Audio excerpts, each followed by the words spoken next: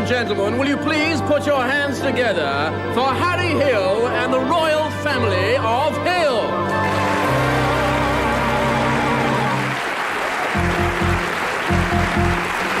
Welcome to my world. Leave your kids behind. Welcome to my world. I've built on your behind. Thank you, and welcome to my fruit corner. And what is so special about tonight's show, Brother Alan? Tonight's show comes to you with added birdsong. Added birdsong indeed, and I'm hoping there'll be a little starling in there. Starlings, me darlings. Lapwing. Lapwing a ding-ding. And the tern. A star turn, Harry. I should point out that Alan is the person who paints the pink colour onto crab sticks. That's our Alan.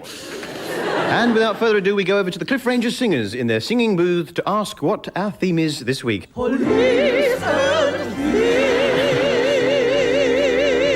thieves. Police and thieves, and we'll be meeting some of the various crooks that run around the country creating havoc, and we'll be meeting some thieves as well.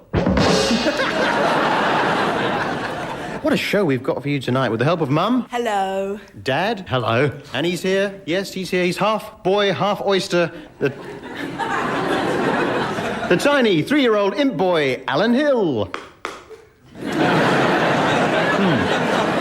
Yes, 4 years old, adopted at birth. We think his real mother was a waitress because he was found in a basket on a lovely bed of French fried potatoes. Just to keep him warm. Alan, of course, only able to communicate via the tapping method.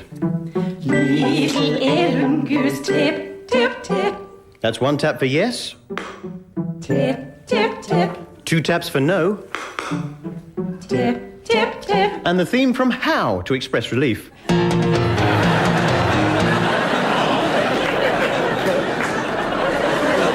heard this week that Alan is trying to trace his real parents. Well, to be honest, I'm trying to trace his real parents because I'm absolutely sick of him. I really am. Is that physically sick, Harry? Yes, Alan, it is. Well, as you know, every year the annual Woodland Song Contest is held where all the Woodland folk compete with entirely original songs to come up with a song that represents the Woodland best. And here on Fruit Corner, we're very privileged to have been chosen to host the 13th annual Woodland Song Contest. And Mum and Dad, Hill, you've been largely responsible for us landing that deal. That's right, Harry. I put in a bid to host the 1994 Olympics. You didn't tell me you put in a bid for the Olympics, Janet. I can't tell you everything, Tony. I put in bids to host the Olympics, the Channel Tunnel, the Second World War, and the Woodland Song Contest. And we came up trumps with the song contest, Harry. Just out of interest, Mum, where exactly had you planned to put up the Olympic athletes had you won the Olympic bid? A series of sofa beds, Harry. Sofa beds are very reasonably priced at the moment and can be used for sitting down during the day and sleeping at night. Brilliant business mind of Janet Hill at work. There. You know, I was in McDonald's today and I looked up and there was a woman breastfeeding. That's what I call service.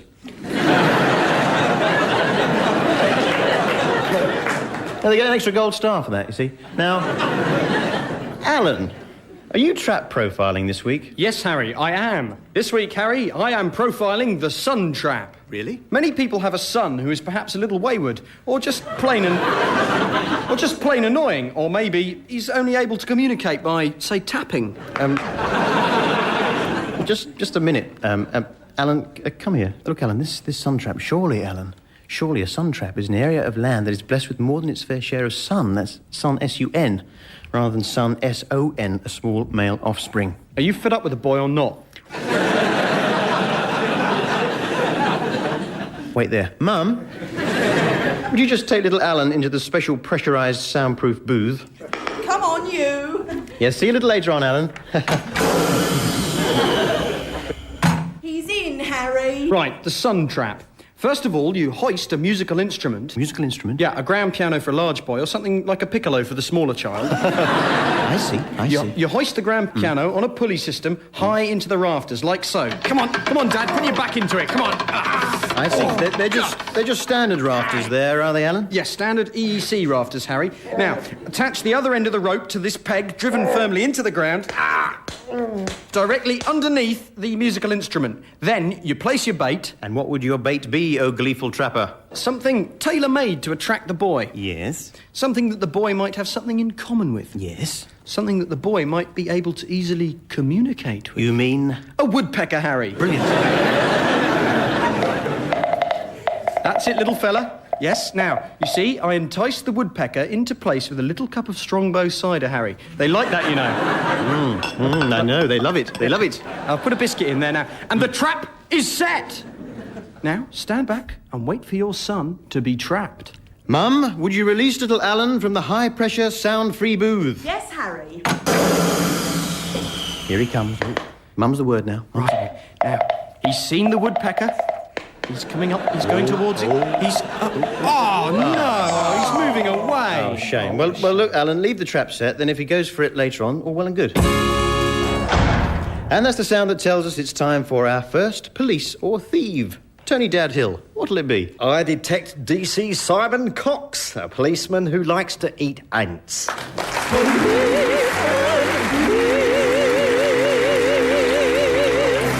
DC Cox, welcome. Hello, hello, hello. Now, just for the listeners at home, what exactly does DC stand for? District of Columbia, Harry. Really? Just made a little joke there. You have to have a laugh in this job, Harry. It's the only thing that keeps you going. Apart from great big helpings of my favourite ants. Alan. Just a minute, DC Cox. Alan, this guest that you've got, this ant-eating copper, now, it may be me here, but he doesn't seem to be quite up to that usual high standard. Yes, I'm sorry, Harry, but we had to go through a different supplier this week. A different supplier? Yeah, usually we go through Just Guests on the Fulham Road, but they're close for refurbishment, so we had to go through Guests and Things, you know, in Kilburn. And we've never used them before. Would you like me to leave? No, you're here now. You may as well get on with it. Well, I don't feel very wanted now, Harry. Oh, for pity's sake, man. Pull yourself together. What, like a pair of curtains? He's doing it again, Alan. I'm sorry, Harry, I'm sorry. So then, why do you eat ants? Well, Harry boy, you see, I am a diabetic, you see. And as you know, diabetics like to eat sugar, but aren't allowed to. Yes. And hence love all sweet things, Harry, and actively seek out sugar. Yes. So I thought by eating hens, they might lay in the stomach and eat any stray sugar that might be passing. Get him off. Go on, clear off the ants. Go on. Get off. I'm really sorry about that, Harry. You will be, Alan. You will be. Here, Harry. Wouldn't it be lovely to have a French girlfriend, eh? Hey, French girlfriend, eh? Think about that. Ooh la la. Don't try and get on my good side. Sorry, Harry. I'd recognise the sound of that buggy anywhere. Ladies and gentlemen, it's 82-year-old Nana Hill.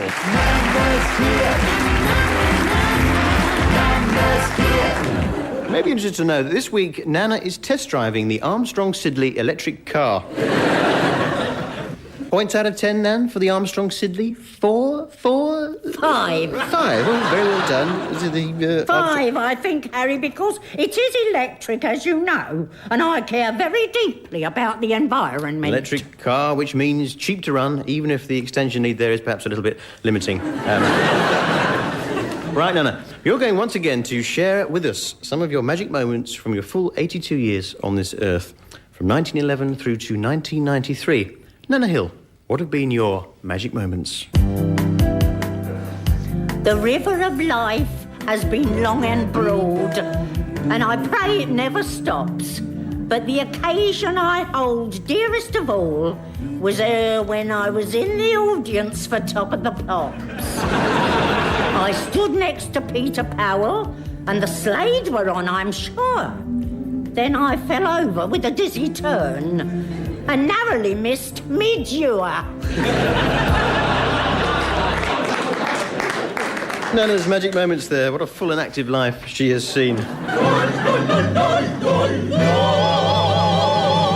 Mum, who's first?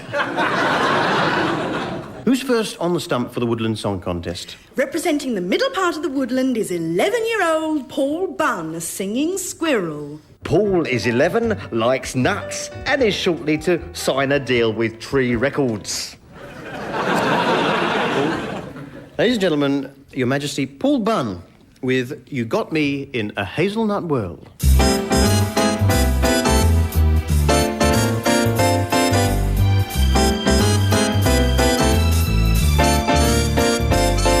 You got me in a hazelnut world. You got me thinking you're my girl. They say when the nut fits, you gotta wear it. And my nuts tell me you wanna share a bit. You got me in a hazelnut world. Ah! Gotcha! Nana, you shot Paul Bunn. That was a rat on the stump, Harry. It wasn't a rat, it was Paul Bunn, the squirrel singer. The squirrel is a member of the rodent family, Harry, and therefore is vermin. Technically, she's right, Harry. Oh, well, fair enough. Well done, then. Time for another Policeman or Thieving Tom. We have now great Her Majesty's pleasure in welcoming Thieving Jim Potter. Oh, yes.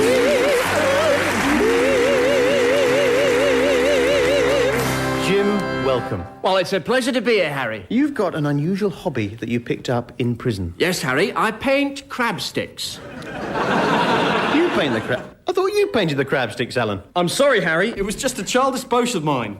A bosh? I'll say that. Now, Jim, carry on. Thank you.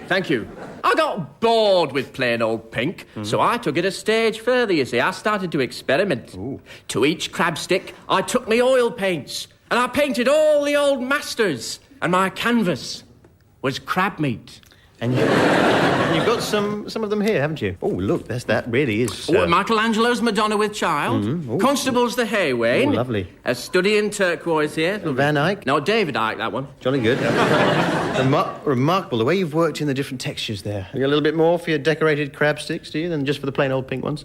No, Harry, no. Actually, I get less for them. Oh. A couple of reasons, really. They do tend to taste a bit of oil paint, you see. And also, each stick takes about a month to paint. So they're quite poisonous. Thanks to Jim Potter there, who...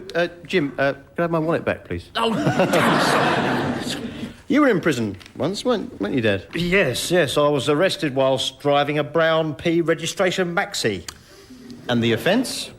That was the offence.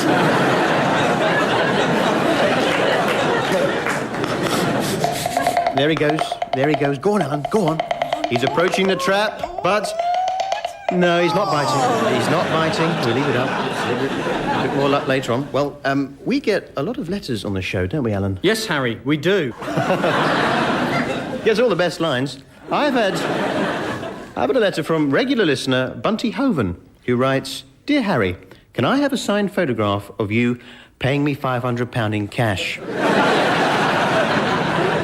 I would greatly appreciate this, as I am a really big fan of money. That photograph is in the post to you, Bunty.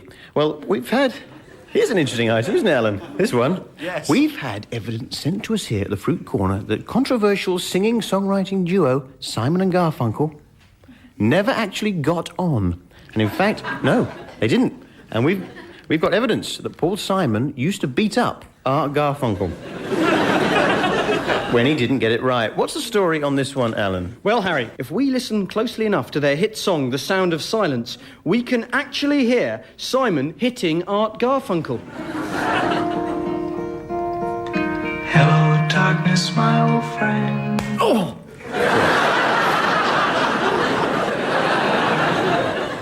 I also suspect that if Art made a slight error in singing, Paul Simon would grab the front of his hair and pull him forward, going, Can't you read? This is how the front of Art's hair has become worn down, whilst the rest of it remains very bushy. It is very bushy. Very bushy, isn't it? It is very, very bushy. This later forced the bushy Garfunkel to duck out of the music business and go on to run the very successful restaurant chain, Aberdeen Steakhouse. What a fascinating behind-the-scenes glimpse at two celebrities that don't get on. Well, time once again for our Probably Not spot. Probably not.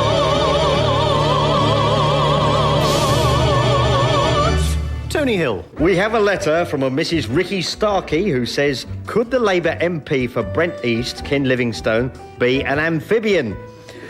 I've noticed that during parliamentary question time, he often appears to be breathing through his skin and basking.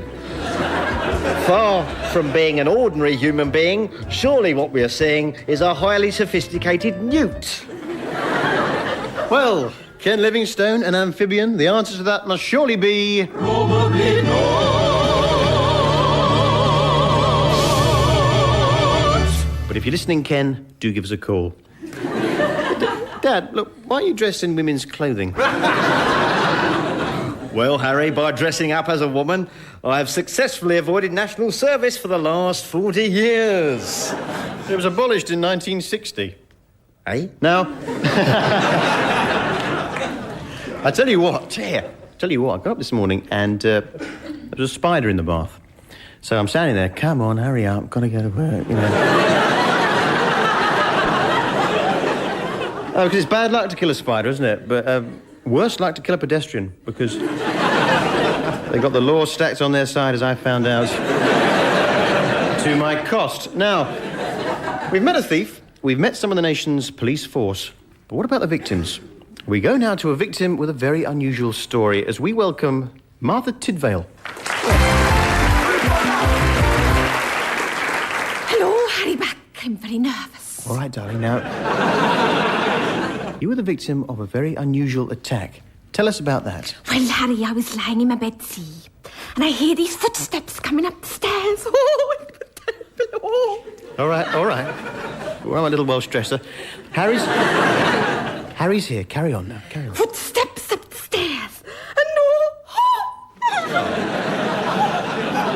I can't go on, Harry, I can't go on. Harry, perhaps if I take Marty into the pressurised grief canister, it might help her get her composure back. All right, then, into the pressurised... Oh. Time for the second contestant in our Song for the Woodland.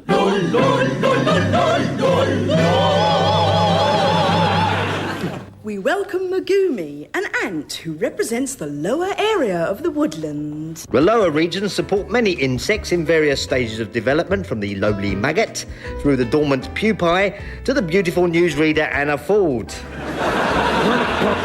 But it is Megumi, an ant, who has been chosen to represent the lower region tonight. Now, Megumi, you're a red ant. I don't think we need to bring race into this, Harry. I'm a singer, Harry. It's simple as that. Fair enough. And you're doing a song you've written yourself. It's entitled The Best Part of Being an Ant is the Hatching, brackets, but I also like to nest, close brackets. Lovely.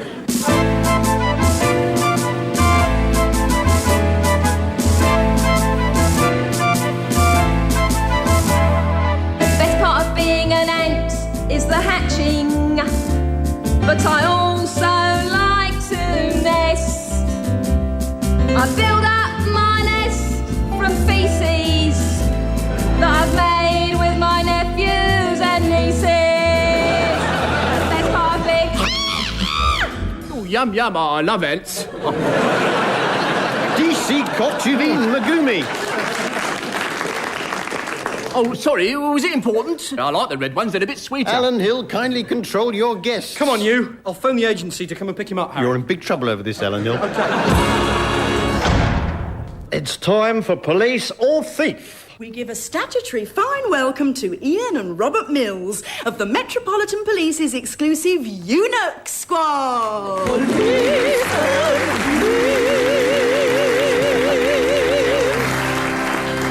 Welcome, lads, welcome. Hello. That's ease, men. You're eunuch coppers on the beat. That's right, Harry, yes. We had the testicles removed. That's right, and there's a slightly different uniform you're wearing there. Yes, Harry, yes. The trousers have a slightly shorter gusset, don't they? Yes, we don't need the luxury of the longer gusset, Longer Harry, gusset, no. Yeah, yes, that's ease, lads, that's ease. Now, I have a question. What is the advantage of being a eunuch copper? Eh? Say again, Harry. Why forfeit the testicles in this manner? What is the reasoning behind that? Do you know, I never really thought about it, Harry. Now you've got me. You see, they asked for the testicles. Asked for them. We handed them over, didn't we, Ian? Handed them over, yeah. We did. Handed them over. Oh, we did. Wait a minute, but is it something to do with the pension scheme, Bob? Well, when Ian Mills there, the eunuch coppers on the beat. I'm feeling slightly better, Harry. All right, Martha. Martha Tidwell, of course. Right then. So we left you. You're in bed, and a man coming up the stairs. I heard the footsteps and I looked up, and there was a figure, and he said, "Give me your money." Oh, I was terrible. All right, Marty. All right. Then. All right. Back in the booth, Harry. Put it up to level 8, Alan. Very exciting story there. Well, this year sees the 66th anniversary of television. And it was in a tiny lab in Britain, Scotland, that a young Scottish scientist using only rudimentary Scottish equipment first transmitted the very first episode of Kojak. And I think we've got a tape of that now. I see, Kojak. You're wanted by Mr. Crocker down at the precinct. Yeah, lollipop. Why can't I just get on with solving crime, Stavros? You have got a very bold head, Kojak. Lollipop, who loves you, baby? If a picture paints 1,000 words, why can't I paint you? You can't paint me, I know I can't paint you, lollipop.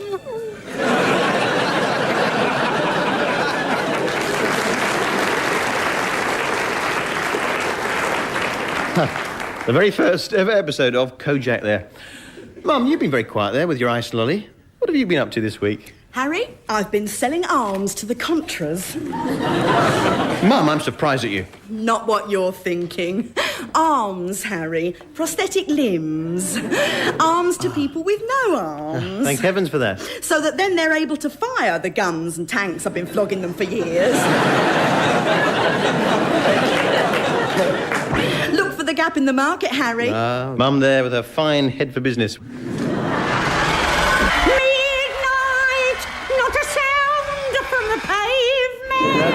I recognise the sound of that buggy anywhere. It's Nana Hill. Nana's here.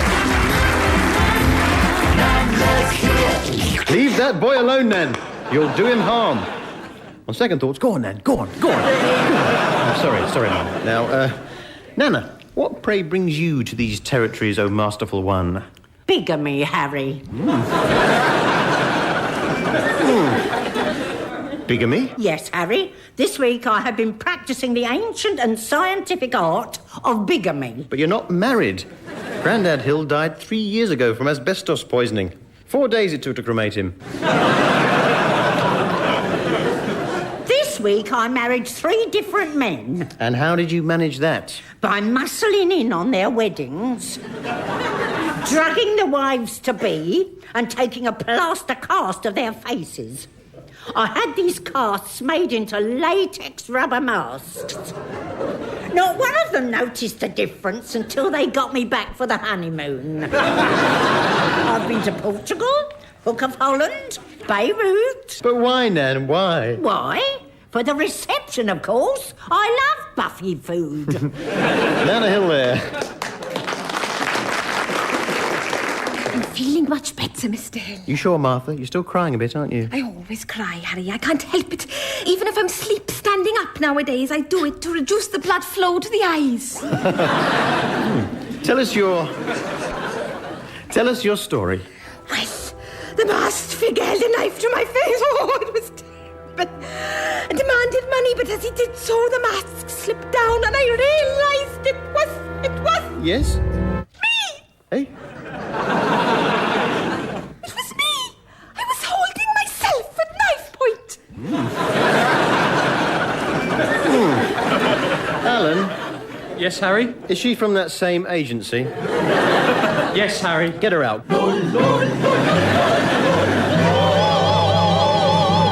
And time for our third and final contestant in our Song for the Woodland. Tony. Well, Harry, it's the turn of the damper parts of the woodland, such as small ponds and rivers, which are well known for sticklebacks, water boatmen and pods containing alien beings which gestate in the water, then escape, rampaging around the country in search of human bodies to inhabit during their time on Earth. But it's 3 little newts we welcome now. Individually, they are Joy, Teddy and Babs, but they appear for us now as the Beverly Sisters.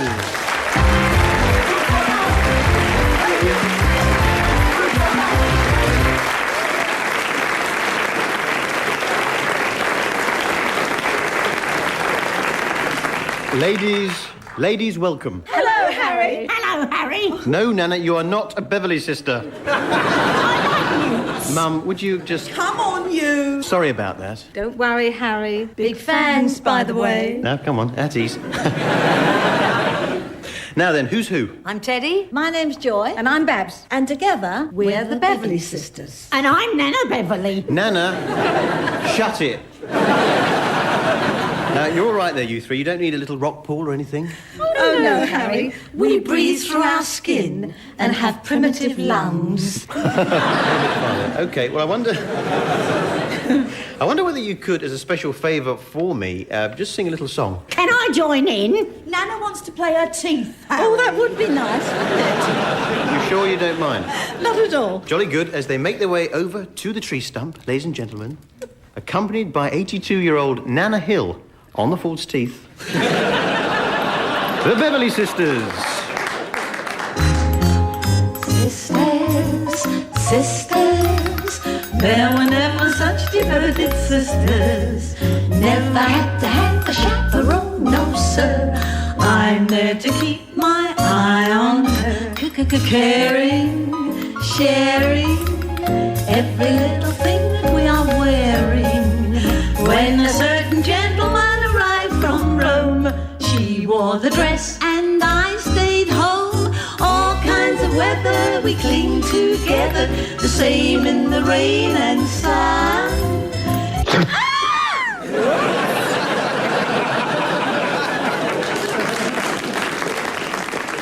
What the... Nana Hill, you've trodden on the Beverly Sisters. I'm sorry, Harry, I didn't see them down there. Ladies and gentlemen, the Bevs! We do!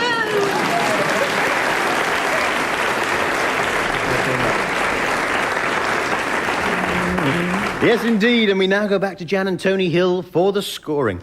Well, I'm sure you'll agree with me, Dad, when I say that the standard has been very high indeed. Yes, we've had a couple of setbacks, Harry. One act eaten and one killed. But, so, to the scoring. The scores for Megumi. Deceased. 2 points.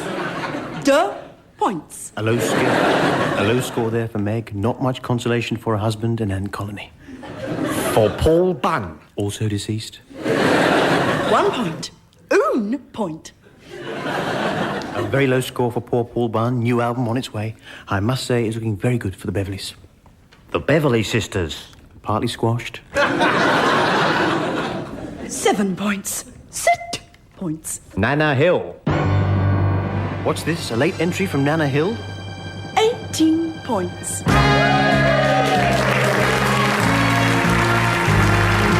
What? Surely no one could have foreseen this result as Nana Hill with her rhythmic percussive teeth goes through to the final. And as the celebrations commence, that's all from us here at the Fruit Corner. Good night.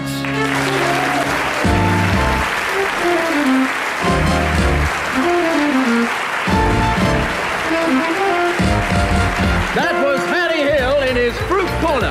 The entire show was thrown together by Harry Hill and starred Edna Doré, Al Murray, Sue Drouet, Phil Nice, Brenda Gilhooly, Matt Bradstock and Julian Dutton, with special guests the Beverly Sisters, with music by Cliff Ranger. The producer was Joe Magnuson.